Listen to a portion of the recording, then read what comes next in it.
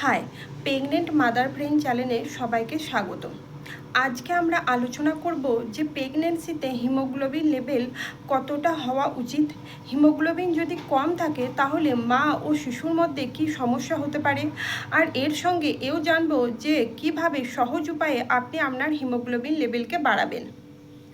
সবার প্রথমে যেটা বলবো যে প্রেগনেন্সিতে হিমোগ্লোবিন লেভেল কতটা হওয়া দরকার। প্রথম 3 মাস মানে ফার্স্ট ট্রাইমাস্টার এবং শেষের 3 মাস মানে থার্ড ট্রাইমাস্টারে আপনার হিমোগ্লোবিন লেভেল 11-এর বেশি হওয়া দরকার।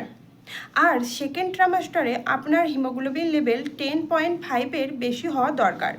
যদি এতটা হিমোগ্লোবিন লেভেল থাকে তাহলে কম নয়।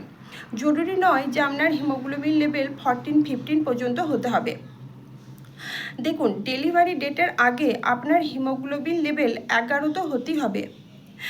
এর নিচে যদি আপনার হিমোগ্লোবিন লেভেল হয় তাহলে মা ও শিশুর মধ্যে কিছু প্রবলেম হতে পারে, যেমন মায়ের হাই রিস্ক প্রেগনেন্সি হয়ে যেতে পারে, সময়ের আগে ডেলিভারি মানে প্রি ম্যাচিওর ডেলিভারি হওয়ার চান্স থাকে।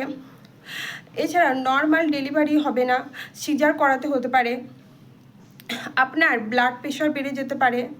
এছাড়া আপনার হিমোগ্লোবিন যদি কম থাকে তাহলে আপনি উইকনেস ফিল করবেন, খিদে কম হবে, বডি পেন হবে, বারে বারে ইনফেকশন হতে পারে, কারণ এই সময় ইমিউনিটি পাওয়ার কম হয়ে যায়। এই সমস্ত সিমটমগুলি দেখা দিতে পারে। এবং শিশুর মধ্যে যে প্রবলেমগুলি হতে পারে, শিশুর ওজন কম হবে, শারীরিক ও মানসিক বিকাশ খুব ভালোভাবে হবে না, প্রি ম্যাচিওর ডেলিভারি হওয়ার চান্স বেশি থাকে। আর আপনার মধ্যে যদি হিমোগ্লোবিন লেভেল কম থাকে তাহলে আপনার শিশুর মধ্যেও হিমোগ্লোবিন কম হবে, ফলে অ্যানিমিয়া হতে পারে।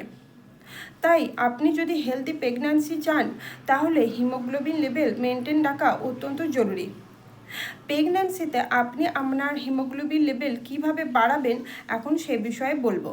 প্রেগন্যান্সির শুরুর 3 মাস থেকেই ডক্টর আপনাকে আয়রন ও ক্যালসিয়ামের ওষুধ দেয় যাতে করে আপনার হিমোগ্লোবিন লেভেল ঠিক থাকে।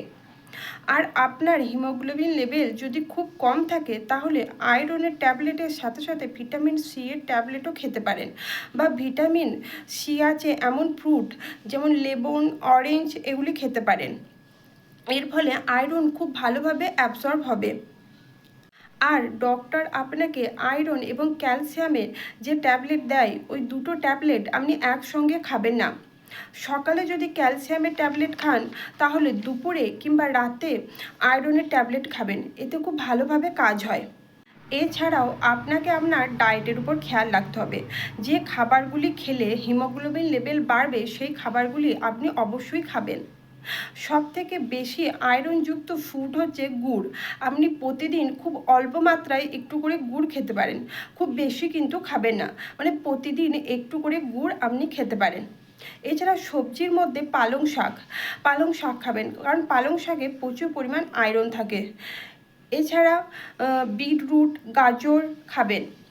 ফ্রুটের মধ্যে আপেল, কলা, বেদানা এগুলি খাবেন। ড্রাই ফ্রুটের মধ্যে কিশমিশ, খাজুর এগুলি খেতে পারেন। আর যদি ঠিকঠাক খাবার খাওয়া এবং ওষুধ খাওয়ার পরেও যদি আপনার হিমোগ্লোবিন লেভেল ঠিক না হয় তাহলে অবশ্যই ডক্টর দেখবেন যে আপনার কোন মাস চলছে এবং ডেলিভারি খুব কাছে আছে কি না, তাহলে সেই অনুযায়ী আপনাকে ব্লাড দিতে পারে কিংবা ইনজেকশন অ্যাডভাইস করতে পারে। দেখুন, এইরকম পরিস্থিতি আপনি আসতেই দেবেন না।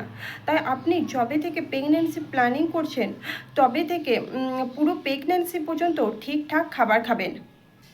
যদি কোনো কারণ না থেকে থাকে, মানে কোথাও থেকে যদি ব্লাড লস না হয়ে থাকে, তাহলে শুধুমাত্র প্রেগন্যান্সিতে আপনার হিমোগ্লোবিন এত বেশি কম হয় না। তাই আপনি যদি ঠিকঠাক খাবার খান এবং সময় মতো ওষুধ খান তাহলে আপনার হিমোগ্লোবিন লেভেল ঠিক থাকবে।